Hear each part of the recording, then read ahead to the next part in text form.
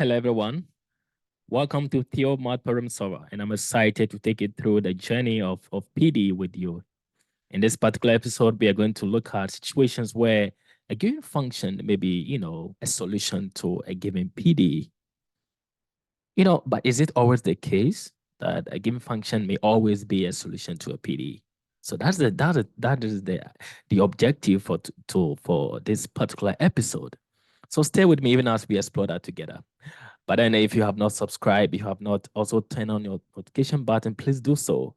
So that anytime I release new content, you'll be the first to receive all of that. Share this content with your colleagues, your loved ones, and let's help, demystify the myth around mathematics. Some believe that mathematics is for the geniuses, mathematics is not creative. But really, is that the case? Never. Math can be learned. Math is creative. Math can be learned in a very simple way. So, and that is the reason for this platform. So let's help, spread this, and we can help, help build a community where everybody would say that indeed this platform has been a blessing unto me. So please let's stay with me even as we do that together. All right, let's get started. So so far we've been looking at the first order PDEs, okay? And last week we kind of focused on more of the first order quasar linear PDE and semi and some linear PDEs as well. Okay, and we said there's the general form, but this is the compact form that we normally write it. And in our previous episode, I kind of highlighted on certain things over here. We said that this is just the compact form of a PDE or first order PDE, okay? But when you expand this, you should get something out there. So you should get, because when J is 1, we're going to have A1. Let's omit, I mean, the coordinates of the AJs, okay? So we're going to have partial U with respect to 1, okay? Plus when J is 2, we're going to have A2 partial of U with respect to 2. When J is 3, you're going to have 8, 3, okay? Partial of U with respect to 3, up to a point where, J is N. That is the last J value, which is N. In that case, you're going to have what? A n, the partial of U with respect to N, equal to C, right? So this is just, I mean, an expanded form of this compact, first order quasar, equation. Okay, all right. And we said the reason why it is first order is because we said that the order is always, or the highest derivative in a given equation, right? But the highest order in this equation is just 1, right? Very good. And I also want to point out that partial of U with respect to X can also be written as this. Can also be written as this. Let's take note. And also the same applies to this. So this can also be written. Let me write it in a different form. Okay, so these are things that I want to, point out. Okay, very, very important. And I also want to say that, PDEs is an interesting area that you may want to sort of take it serious, because as I mentioned, there are areas that we apply PDEs in engineering, in semiconductor industry, and all of in the banking and all of that. They all leverage the tools of PDE. So let's begin to appreciate what PDE can be used to do. Okay, very, very, very important. And as I mentioned, my goal is to help break down complex stuff into easy to follow, explanation. Okay, very good. So that is the whole goal of this platform that I've created. All right, so let's get started. Let's get started. All right. Now, The first problem of the day is that given this particular function u, which is defined as f of x multiplying g of y, is this really a solution of a given PDE? Is there a solution of this PDE? There's a given PDE. Is this function a solution? Is it a function u a solution of this PDE for all pairs of the function f and g of one variable? I want to also mention that f and g are differentiable. So let's take note. They are differential, which means they can be differentiated. Okay, very good, very important, very, very important. So let's take note of that. How do we start? How do we solve that?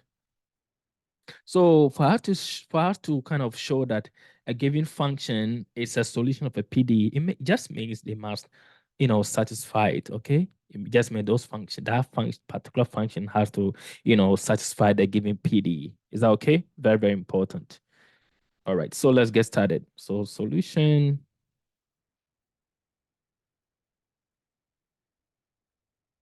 So we have, so we're given, so we want to define,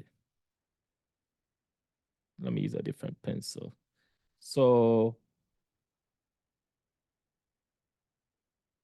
we want to define u of xy as fx multiplying gy, okay? If this particular function, is a solution to the given PDE, it just means that it must satisfy this, right? It must satisfy this given PDE. So how do you go about this? How do we go about it? All right. So what we are going to do is that, so we're giving this is the given PDE. We're giving u multiplying u x y, and we're also giving another PDE.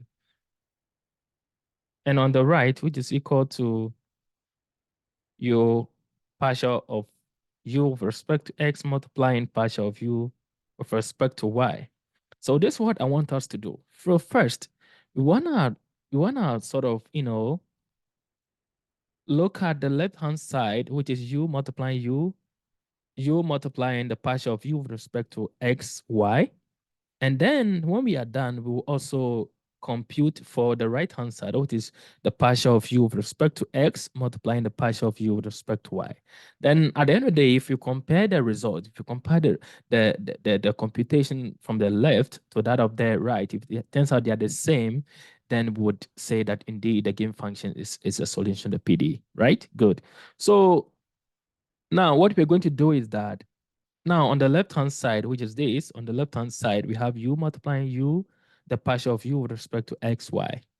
Okay, good, good. So that's a mixed partial, right? Very good. So let's take note of that. Let's take note of that. All right. So the first thing to do, I want us to find on the left-hand side, I want us to find u, the partial of u with respect to x, y. Okay.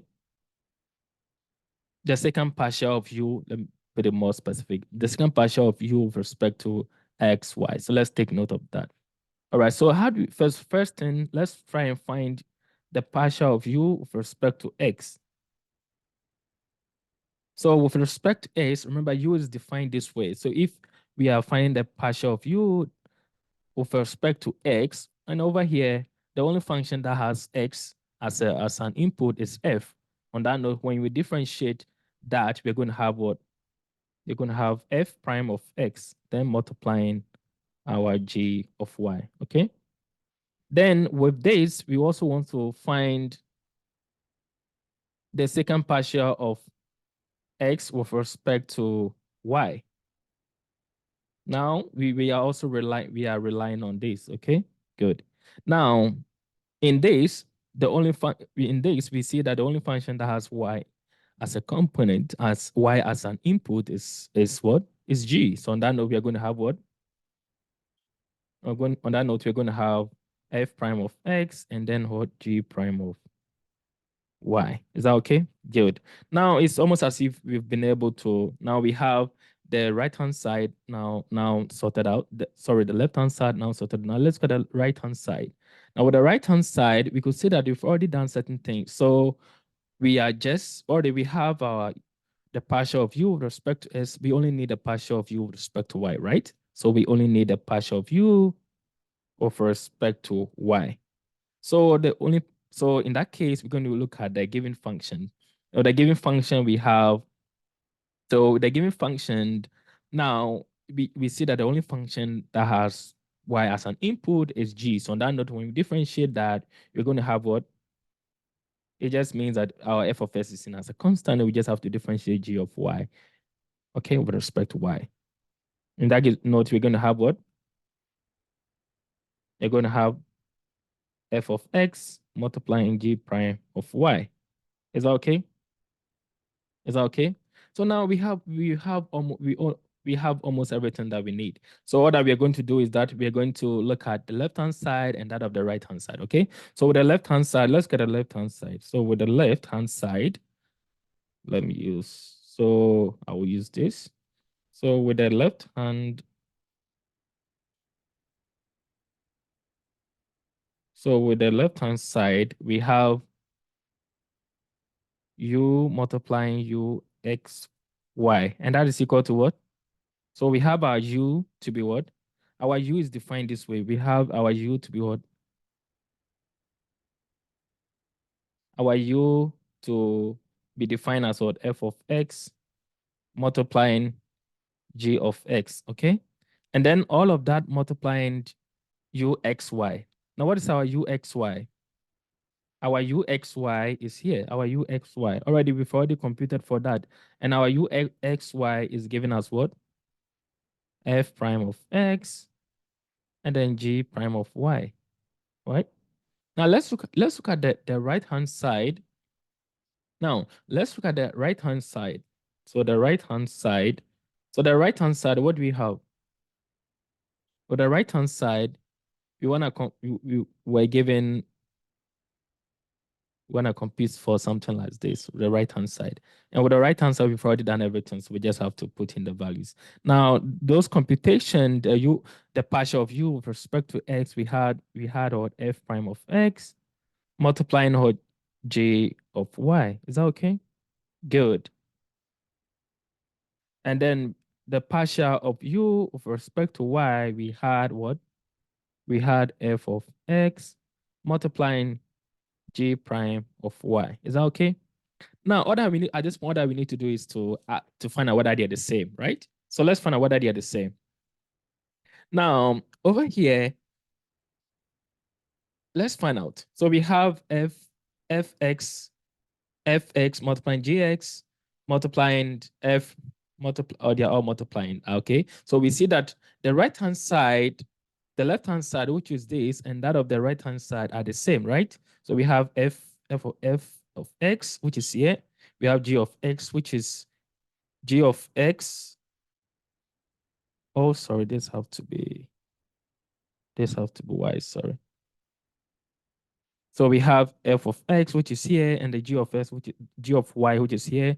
We also have f prime of x, which is here, g prime of x, which is here. And remember that multiplication is commutative. For when I say commutative, what do I mean?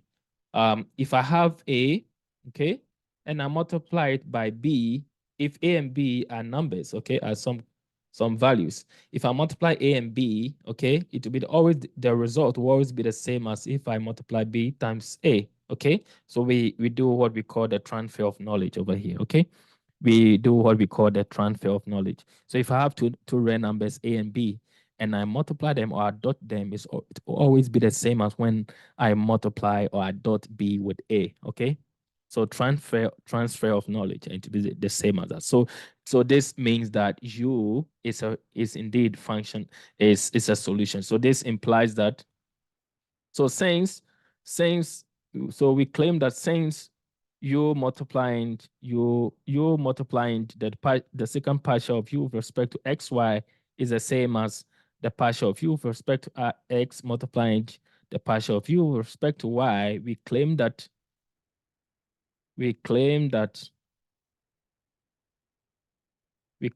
u is a what? It's a solution, okay? It's a solution to the PDE, okay? It's a solution to the PDE. So we claim that U is a solution to the PD. Okay. Very important. So let's take note of that. Very, very, very important. Let's take note of that. Very, very, very important.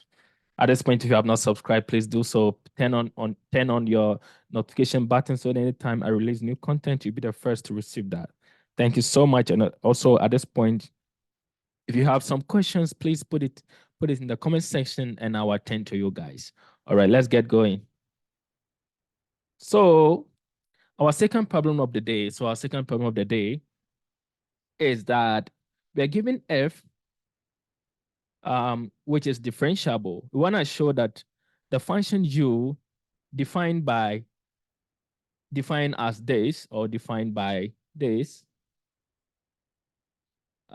satisfies the PD, the given PD, okay? And the B part, we want to also assume that a differentiable function u satisfies this PD and show that this want to satisfy that. I want to show that this is equal to that, or u is equal to something else. Okay, very good. For which x and y are part of the real numbers and all of that. But then we were also given a certain tool. So, but let's take our time to start with the A. Then after that, I'll take my time to also for us to tackle the B.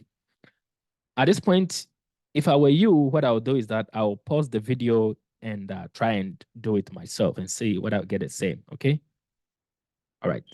So let's get going. All right, so let's get going. Let's get going. Good, good, good. Let's get going. So solution.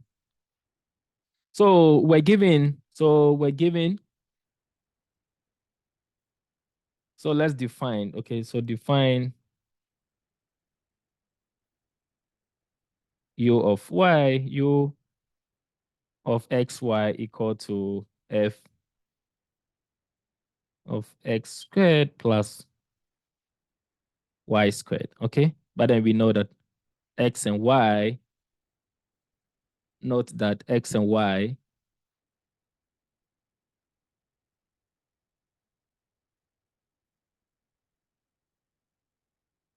belong to the R space, okay? Or the real number, okay? Very good. So let's take note. How are we going to, how are you going to, show that such function is a solution to the given PD or satisfy the given PD? How do we do that? Remember our given PD was this. This is our PD, okay? How do we satisfy this? So all that we need to do is that we need to look at the given PD and try to see whether this function would, would satisfy this. How do you do that? Now, which means that, remember, in the given PD, we have the partial of u with respect to x and then the partial of u with respect to y. On that note, which means this u has to be differentiated. Remember, it is said that if this satisfies this, it means this has to be differentiable, okay? This u has to be differentiable, right? And also it was said that in the given problem, it was said that f is differentiable, right? In the given f is differentiable. So first we have to find the partial of u with respect to x and the partial of u with respect to, and then after we do substitution. And if the result is 0, then it shows that such a given function is a solution to the given PD. Is that okay? So let's get started. Good. So now, because f is equal to f is a weighted function, it's equal to f of x squared plus y squared. So the only tool we can, rely on to solve such problem is what we call the chain rule. Okay, so we have to invoke the principle of chain rule to solve such a problem. So how do we do that? How do we do that? Good. Now, how do we find the partial of u with respect to x? So with the chain rule, that's what we are going to do. Now, if I were it, so the chain rule, that's how we are going to do. So we are going to cover the x squared plus in the given function, we're going to cover this. So you're going to pretend as if the x squared plus y squared do not exist. Okay, so it's almost as if you are placing your thumb on x squared plus y squared. And on that note, when you do that, you're going to see only f, right? When you do that, we are going to see only f. Okay. Now, remember, f is differentiable. When I differentiate f, what do I get? F prime, okay? So if I do that, I'm going to get f prime.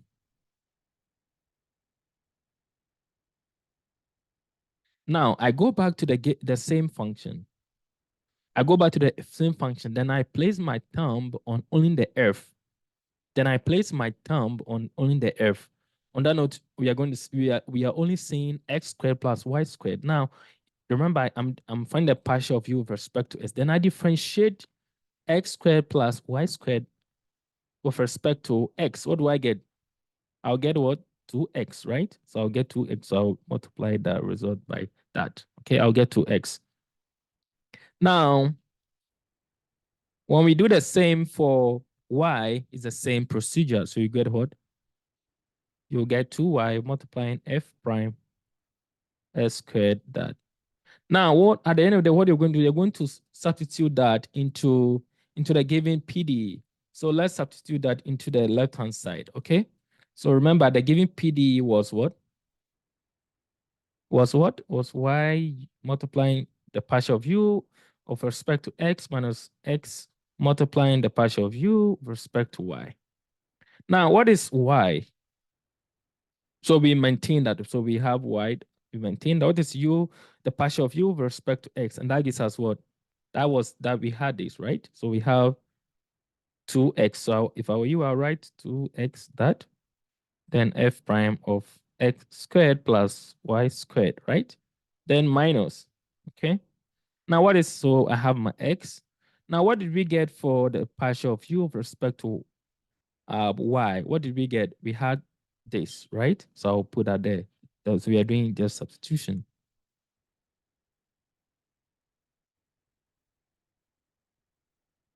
What do we have? So we see that the result will be what? They will cancel out, right?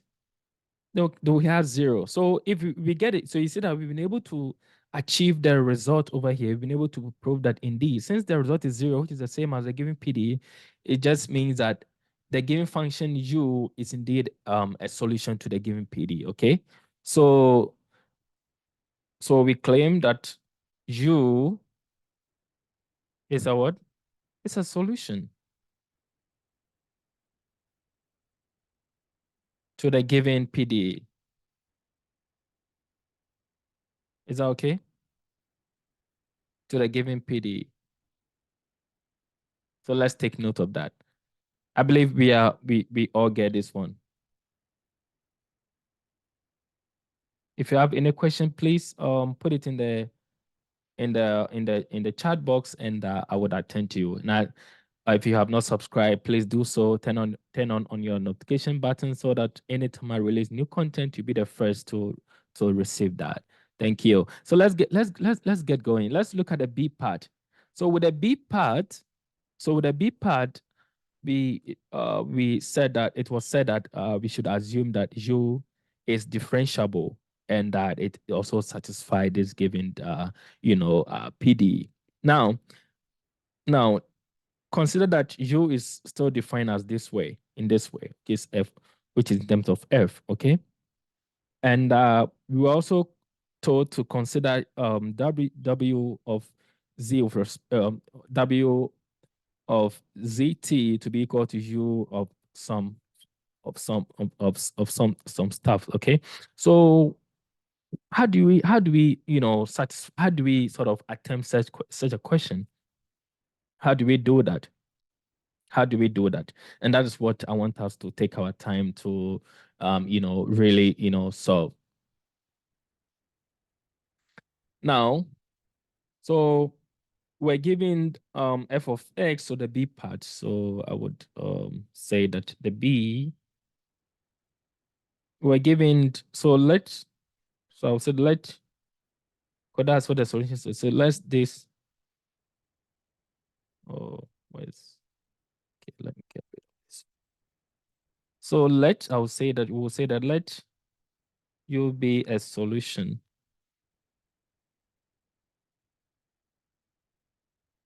If u is a solution, we're told that u should be considered, we should consider this, okay? If u is a solution of that, then w zt should be equal to u of z cos t plus z cos t z sine t, okay? Okay, but mind you that already u was given, remember that already u was given as what? U x, xy to be given as what? Right? Good. So when is this given solution also is this given function as solution of the given PDE? And is this really a solution to the PDE? When I further this solution satisfy the PDE? Wanna show that, okay? Remember, we also want to satisfy this PDE, and the PDE we're given the given PDE is what? Y u of x minus x u of y to be 0, right? So this is the PDE that we're given. We want to see whether this PDE will satisfy this, or this given solution will satisfy this PDE, and that's our goal, right? All right. Now, for us to solve this, we may want to look at certain things before we kind of solve this particular problem. May want to look at so many things to be able to solve this particular problem. Remember that u was kind of defined this way. That was the initial u function, and now we're asked to consider this particular this particular w to be equal to u. Okay, so it just means that u is just the same as w. In the case when we have such things, it just essentially means that u is basically the same as w. Okay, so how do we kind of marry the two idea? How do we marry them to solve such given problem? How do we do that?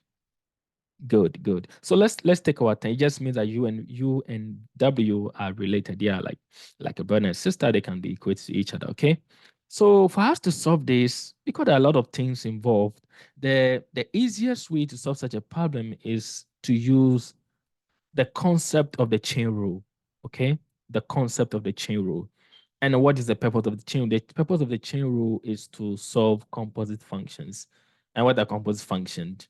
If two functions are composite, are composed, okay, if two functions are composed, it just means that the output of one functions become the input of the other, okay? Now, over here, we kind of, so let's leverage such tool to solve that. So we said that W is just the same as U, right? And these two functions, and these two, they are functions of what? Remember, U is a function of X and Y, okay? So if that's the case, U is a function of X and Y. But I want to, stress over here that X and Y are also functions of T. So X and Y, okay, are functions of T. I want to point out that X and Y are functions of T. So as we can see over here, X and Y are functions of T. Remember, this is your X component and this is your Y component. So and it's very obvious that your X and Y are functions of T. So if you know a typical example of a circle, this would give you an idea of what we are trying to talk about, okay? Good, good, good, good. Now the question is, how do we, kind of leverage this to solve such a problem? How do we leverage such a tool to solve the given problem? How do we do that? How do we do that? Remember, X, as I mentioned, X and Y are also functions of T, okay? Okay, so how do we do that? Now, how do we move from W to T? Now, for us to do so, for us to move all the way, because remember, we want to satisfy this function. Remember, this particular PDE, want to satisfy that. So on that note, we may want to really do something to be able to tackle this. And the easiest way for us to solve this is when we use this particular diagram, okay? Now, how do we sort of, find the partial of u of w or u or w with respect to t. Okay, so we want to find the partial of w, the partial of w with respect to t. Okay, but we cannot just do it. We cannot just do it. So unless we take our time to really breed that. Okay, we cannot just do it directly. We cannot just do it on, because we cannot just do it directly. We have to take our time to really do it. Do one thing at a time. Okay, so for us to move from W to T, we cannot do it directly. So we have to start somewhere before we get there. For us to do that now, remember, W or U has two components. They have X and Y, okay? So first, we have to move from U or W to X, and then from X to T. Is that okay? So first, we move from U to X. So on that note, we're going to have U of X. And first, we also have to move from U to T. On that note, you're going to have what? You're going to have what? The differential of X with respect to T. Okay? And the same thing, we also have to move from U to Y. On that note, we're going to have the partial of U with respect to Y. Remember that because U is composed of two variables, which is X and Y. That's why we are using partial. Okay, and then for us to move from, and then also we also have to move from U. Sorry, we also have to move from W to T. Okay, we also have to move from W to T, and because Y is just made up on one variable, so we are just going to use the straight D. So we're going to have dy dt. Is that okay? Very important. So on that note, we have to sum all of that together. So how do we do that? Now our partial of, which means that our partial of W with respect to T will just be equal to what? Now, what we're going to do is we're going to look at one branch. When we look at one branch, we're going to have what? The partial of X, the partial of U with respect to X multiplying. So you're looking at this side. So you're looking at this side. Okay. So the partial of U with respect to X multiplying the X, the T, then plus the other branch. The other branch, we're going to have what? The partial of U with respect to X multiplying dy dt. Okay?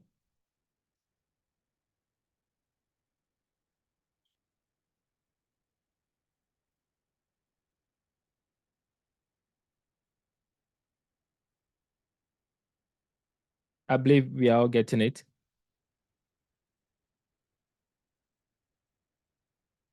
All right. So let's move on. Let's move on.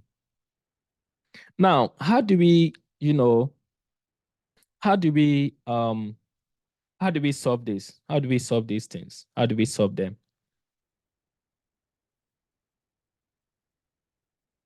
Now, let's go straight. So I use my pen. So now, what is the partial of U? Remember, this is your U, right? This is your U. How do you find the partial? So your W is defined as what?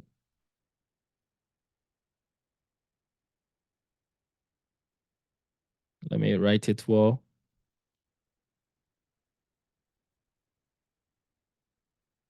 Our W is written this way.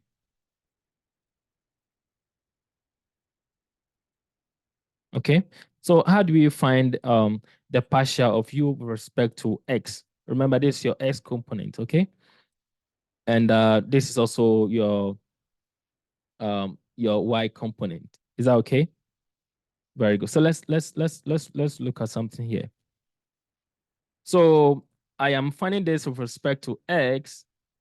Remember, I'm finding this with respect to X. How do I do that?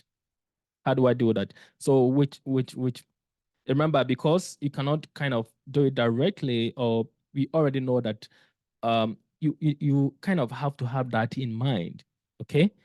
That this is U is a function. So if you are doing that with respect to to x, it just means that you can, let me just so u is a because a function, we're going to just have to, maintain that. But you need to have that in mind, that it is composed of z cos t, z sine t, okay? And then, but then what is dx dt? What is dx dt? So dx dt, when you look at the x component, when you look at the x component of u, our is as if, not is as if, it's our u, our x is always equal to what? Z cosine of t. And what is change in x with respect to t over here? What do we get over here? So we are going to have what? Minus z sine t, right? So you're going to have minus z. So let me just bring that one outside here. So you're going to have minus z sine t plus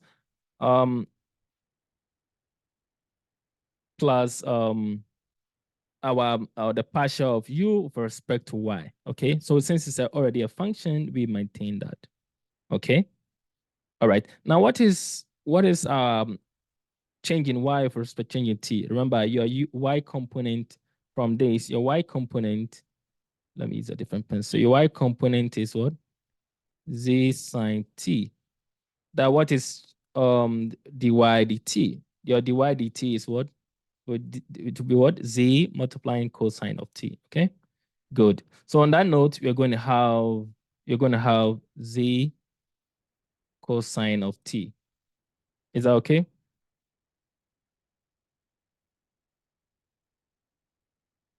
Is that okay? Good, good, good, good, good, good.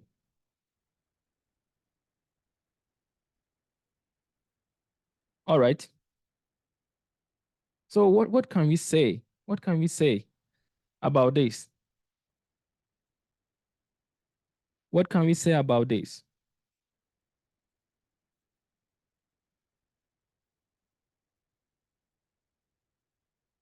What to be the result? What to be the result? Anybody?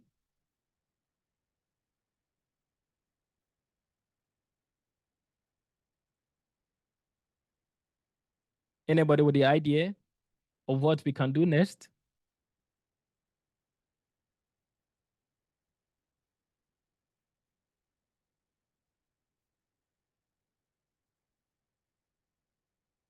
Anybody with the idea of what we can do next? Yes. So what did we get? Yeah, we should get 0, right? Because the question was the question was very specific, that we should assume that u satisfies this PDE. So if it satisfies, it just means that when we do our computation, the result should be set to 0. Do you get that? All right. So it just means this should be set to 0, right? Is that okay? Very important. Okay, but remember, the goal of this is, the goal of the problem is that we want to find we want to find u in terms of this. We want to solve for u in terms of that, right? That's the goal of this particular problem. The goal of this is to express the solution u in terms of f. Is that okay? That's the goal of the PDE. Okay. Now, if you have such a problem, if you have such um other names problem to solve, now already we know that this is something that you can easily solve. Remember, okay? Z is already, let me be more specific over here. Remember that the W is has this coordinate. Remember, it called 0 now. For us to solve this, we take the integral on both sides. We take the integral on both sides, and we solve it, right? And remember that this is the same as what?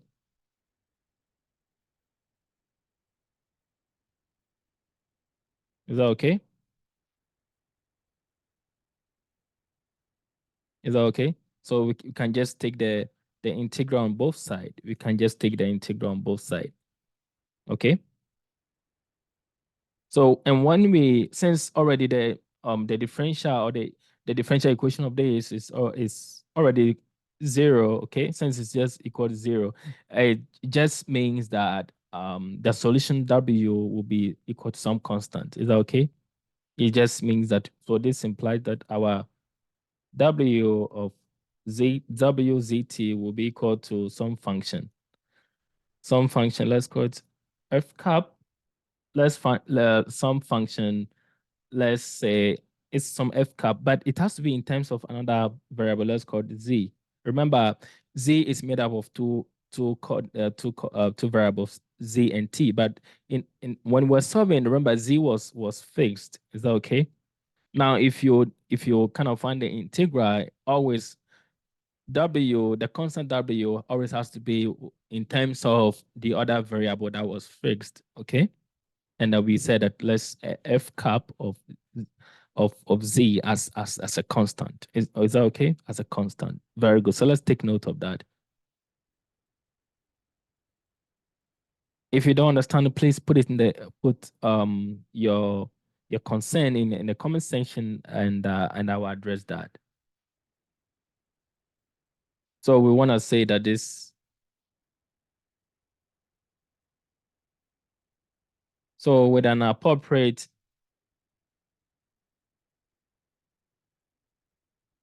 let me write it well. So with an appropriate function, with an appropriate function f, and u, remember was defined this way, z sine of t to be equal to what? F of z, okay? Good. But remember that over here, I pointed out that this is your x component and this is your y component. Okay. So if we already have that, then we can easily, address the problem straight away. Okay. Good. So already we know that. So already we know that your x. So if x equal to z cosine, if x equal to z cosine of t, and that of the y to be equal to z sine of t. Then, so when we see these two equations, what comes to mind? So that is an equation of a circle, right? That's an equation of a circle with radius z, right? This is the parameterization of equation of a circle. Okay, there's a parameterization of the equation of a circle. Okay. Please, are we okay? So then, if that's the case, then it means that we're going to have what? X squared, y squared to be what? Z squared, because this x equal to z cosine t and y equal to z sine t is these are parametric equations for this particular equation for circle. So let's take note of that. Very important. Let's take note of that. So if that is the case, so this implies that my u of x. So over here, instead of saying my u z cosine t, z sine t, I'm not going to replace them with their respective variables, which is x and y, equal to what then becomes my f. Remember, if I make z the subject over here, what do I get? Let me use my cap here.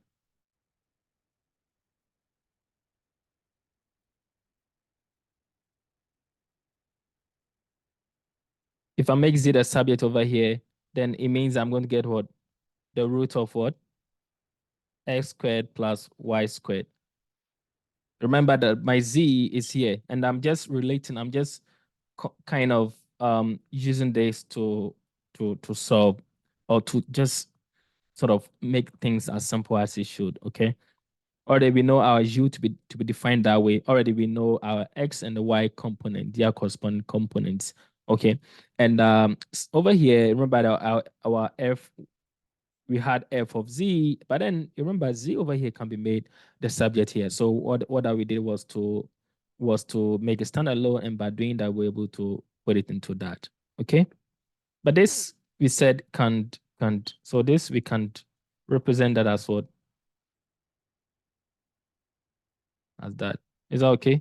So we've been able to prove the question, which is in a way very straightforward. I know this question is maybe a bit challenging for, especially when you see it for the first time, but when you go over it, go over the what I've explained, I think you'll be able to kind of overcome that. So the whole thing has to look at be linked to the chain rule. Okay, how you can build the chain rule, or how can you utilize the chain rule to solve such a problem. Okay. All right, and at this point, if you have not subscribed, please do so. Turn on your notification button so anytime I release new content, you'll be the first to receive that. All right. So at this point, I think that I would want us to pause here. Then in subsequent episode, we would look at other interesting examples. Then we'll tackle other interesting topics or content as well. So stay blessed, and continue to keep spreading this powerful platform so that we can help demystify the myth around mathematics. Thank you so much.